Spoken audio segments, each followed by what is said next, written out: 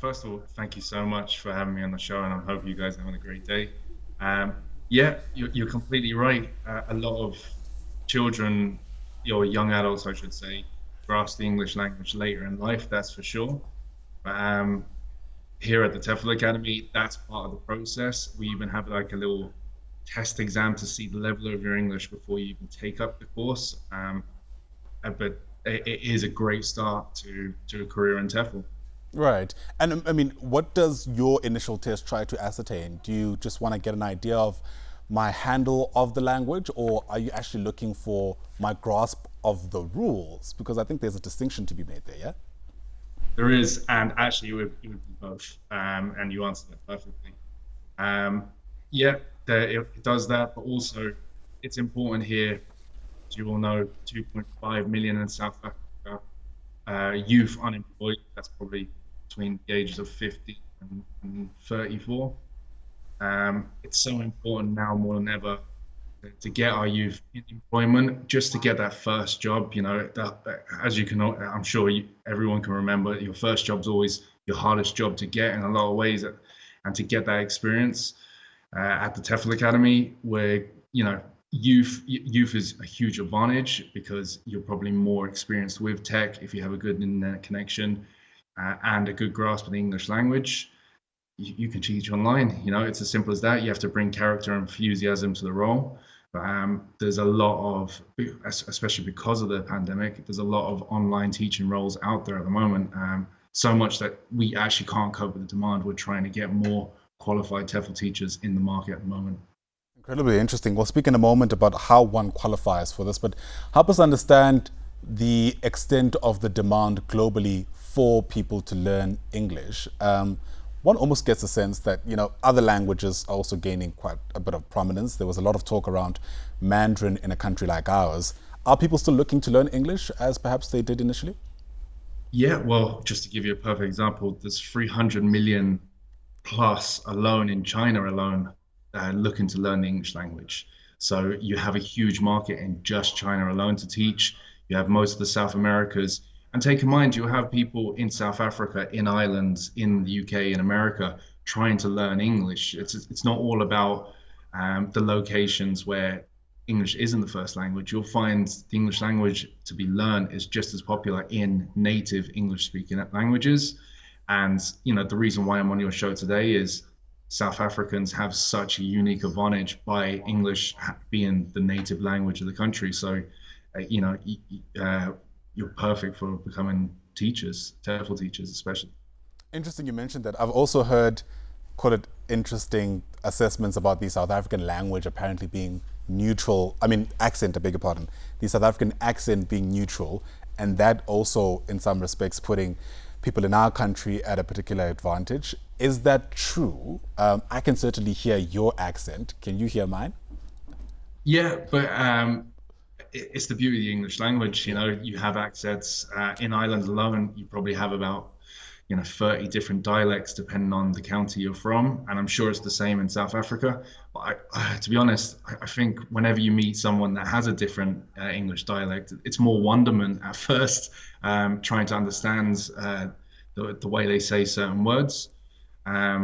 It's part of the parcel. I don't see it as a negative, and I find it, if anything, just interesting and engaging from a teaching point of view. All right, let's talk about how one qualifies then to be an online teacher as a young person. There are certainly some rules and regulations with your institution. What does it entail? Yeah, well, fundamentally, a good grasp of the English language. If you reach out to our customer service on the website, theteflacademy.com, we can assist you in checking your English level language. But if you're a graduate, university graduate, which is, your season at the moment, it's you have a lot of qualified, already perfect English qualified students.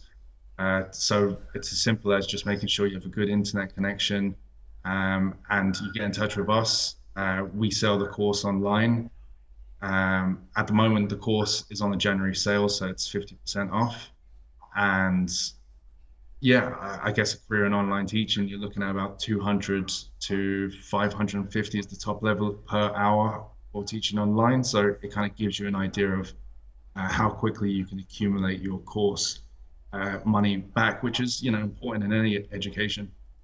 And how much flexibility is there in one's ability to go through the course? I mean, I imagine some people might have their own creative ways of trying to explain things like concepts, which might need them to veer off the curriculum in some respects. Is there room for that kind of thing?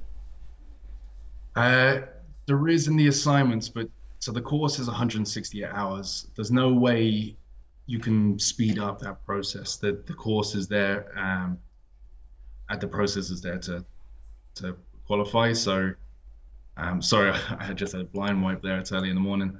Um, sorry. So yeah, so to Right. pass 168 hours. Sure. All right.